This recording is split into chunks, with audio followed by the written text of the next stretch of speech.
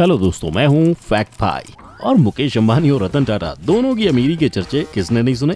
मतलब जहाँ हस्बैंड एक फूल का खर्चा नहीं करते, वहीं मुकेश अंबानी ने एक नहीं 3 बार अपनी वाइफ को करोड़ों की प्राइवेट जेट गिफ्ट की है। पर प्राइवेट जेट, लग्जरी कार्स और अंटीलिया के मालिक अंबानी के पास सिर्फ 6 कंपनियां हैं। लेकिन रतन टाटा की बात करें तो ये रहते तो बस इत्तू से बंगले में, पर इनके पास 135 से ज्यादा कंपनियां हैं। तो अब बताओ 6 वर्सेस 135 किसकी जेब भारी होगी? वेल, इसका जवाब शायद ही है किसी के पास, पर अगर मेरा वीडियो देखा तो क्या पता आप खुद ही दे दें इसका जवाब। और वैसे तो आज एशिया के सबसे अमीर इंसान का टाइटल मुकेश अंबानी के पास है, पर अगर रतन टाटा अपनी पूरी दौलत अपने हाथों में ले ले तो वो भी बन सकते हैं एशिया के सबसे अमीर इंसान। लेकिन आखिर वो ऐसा कर क्यों नहीं रहे? तो चलिए आपके सवालों का जवाब जानने के लिए शुरू करते हैं हमारा इन बिजनेसमैन का पैसे और शो ऑफ से भरा ये सफर। मुकेश अंबानी वर्सेस रतन टाटा, किसका शो ऑफ है ज्यादा? नंबर 1, ऐसी थी दोनों की कंपनीज की शुरुआत।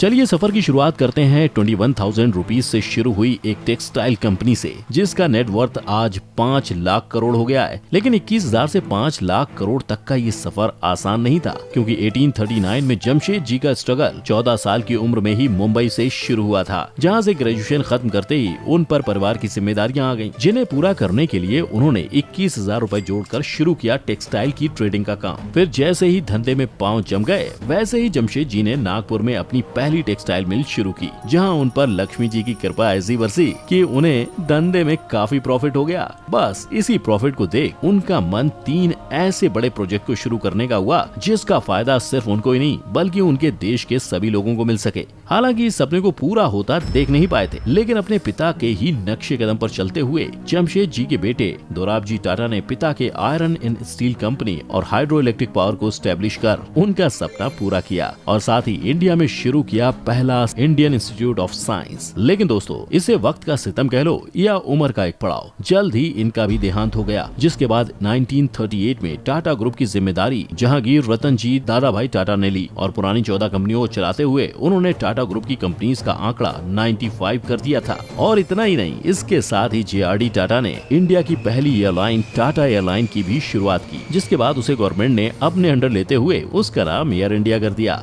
पर इन सब के बाद 3 पीढ़ियों के नाम और काम को आगे बढ़ाने की जिम्मेदारी मिली रतन नवल टाटा को, जिन्होंने उसे बखूबी निभाते हुए टाटा इंडस्ट्रीज का नाम आज ग्लोबली ऐसा फेमस कर दिया है कि बच्चा बच्चा टाटा के बारे में जानता है और टाटा के साथ काम जरूर करना चाहता है। तभी तो कंपनी का नेटवर्थ आज 5 लाख करोड़ तक जा पहुंचा है। और अब बात करते हैं उस इंसान की जिसकी एक गाड़ी की कीमत में नॉर्मल इंसान बंगला बना लेता है। और सिर्फ इतना ही नहीं, इन्होंने 6 फ्लोर की जो बड़ी पार्किंग अपने घर में बनवाई है ना, इतनी बड़ी बड़ी बिल्डिंग्स में आधे से ज्यादा मुंबई की पॉपुलेशन रहती है। यहाँ आपका गैस बिल्कुल सही है, मैं बात कर रहा हूँ अंबानी की, जिनके हाथ में कोई सोने का कटोरा नहीं था। और हमारे ही पापा की तरह धीरूभाई अंबानी ने भी कड़ी मेहनत और सैलरी में मिलने वाले सिल्वर कॉइन्स को जमा कर करके अपना बिजनेस शुरू किया था। मतलब पैसे जमा होने पर वो विदेश की नौकरी को छोड़कर मुंबई की एक चौल में रहने आ गए। और जैसे तैसे बहुत संघर्ष और मेहनत के बाद धीरूभाई अंबानी ने रिलायंस कमर्शियल कॉर्पोरेशन को शुरू किया, जो मसालों और यार्न्स में ट्रेड करता था। और जैसे ही मसालों और यार्न के धंधे में वो सेट हो गए, वैसे ही उन्होंने विमल नाम से अपने कपड़ों का बिजनेस भी शुरू कर दिया। पर विमल लोगों को लुभाने में फेल हुआ, इसलिए उसको कस्टमर्स का अच्छा रिस्पांस नहीं मिला, जिसके बाद उसके स्टॉक में लोगों से इन्वेस्ट करवाने और उसके स्टॉक को बेचने का काम भी खुद धीरूभाई अंबानी को करना पड़ा। लेकिन अपने आप में ये काफी बड़ी बात है कि जिस टाइम लोग इन्वेस्ट जानते नहीं थे, उस टाइम धीरूभाई अंबानी ने विमल के आईपीओ में लोगों से इन्वेस्ट करवाया था, और ऐसी इन्वेस्टमेंट करवाई थी जिसका फायदा कंपनी और इन्वेस्टर्स दोनों को भरपूर हुआ। और कुछ ही सालों में 70 करोड़ के रेवेन्यू वाले रिलायंस का रेवेन्यू 2002 में 75,000 करोड़ हो गया था। इस रेवेन्यू और बिजनेस में मिल रहे सक्सेस के चलते रिलायंस इंडस्ट्रीज का नाम फॉर्च्यून 500 में शामिल हुआ था। लेकिन शायद धीरूभाई के हिस्से में ही इतनी ही सक्सेस थी, इसीलिए तो उसी साल खराब तबीयत की वजह से उनकी डेथ हो गई। और उनकी मौत के बाद उनके पूरे बिजनेस को उनके दोनों बेटे मुकेश और अनिल अंबानी के बीच डिवाइड कर दिया गया। पर दोनों भाइयों के बिजनेस का तरीका काफी अलग था, इसीलिए जहां एक भाई कोर्ट में खुद गवाही दे रहा है कि उसकी नेटवर्थ 0 हो गई है, वहीं मुकेश अंबानी का नेटवर्थ 7,930 करोड़ डॉलर हो गया है। नंबर 2, किसका पैसा है ज्यादा जिससे होता है उसका फायदा? चलिए अब बात करते हैं इनके आज की यानी कि दोनों के पैसों की, क्योंकि ये सारी लड़ाई उसी की तो है। पर क्या आप जानते हैं 88 मिलियन के नेटवर्थ वाले मुकेश अंबानी रिलायंस रिटेल, रिलायंस पेट्रोलियम और रिलायंस जियो जैसी कई कंपनीज के मालिक हैं, परंतु वहीं 135 से ज्यादा कंपनीज की सब्सिडरीज होते हुए भी रतन टाटा का नेटवर्थ हमेशा अंबानी से कम रहा है और कभी कागजों पर दिखाई भी नहीं दिया है। पर आखिर क्यों? तो आइए जानते हैं। ये तो हम सभी को पता है कि रिलायंस इंडस्ट्रीज फिलहाल लिमिटेड सेक्टर्स में ही काम कर रही है, लेकिन वहीं टाटा ग्रुप इंडिया के ऑलमोस्ट हर फील्ड में काम कर रहा है, जैसे स्टील, केमिकल, आईटी, ऑटोमोबाइल वगैरह वगैरह। तभी तो सब्सिडरीज कंपनीज की ज्यादा होने की वजह से टाटा ग्रुप का market capital most of the time Reliance group से ज्यादा ही रहता है। फिर भी मुकेश अंबानी का नेटवर्थ आज इंडिया में सबसे ज्यादा कैसे है, यही जानना चाहते हैं ना? तो आपकी क्यूरियोसिटी को खत्म करते हुए मैं बता दूं, मुकेश अंबानी का नेटवर्थ इसलिए ज्यादा है क्योंकि रिलायंस ग्रुप में वो 48% शेयर के मालिक हैं, और जब शेयर्स ही लगभग आधे उनके नाम है तो जाहिर सी बात है कंपनी का फायदा होने पे आदमी की वैल्यू भी बढ़ती ही है। इसीलिए तो सितंबर 2020 में अंबानी साहब का नेटवर्थ $88 बिलियन हो गया था। लेकिन वहीं अगर हम बात करें रतन टाटा की, तो टाटा ग्रुप में वो 1% से भी कम शेयर के मालिक हैं, क्योंकि उनकी ग्रुप का 66% शेयर उनकी ही कंपनी के अलग अलग ट्रस्ट जैसे sir Ratan Tata trust, sir Dorabji Tata trust, Tata education trust जैसे कई ट्रस्ट को डोनेट किया जाता है, जो इंडिया के एजुकेशन, हेल्थ,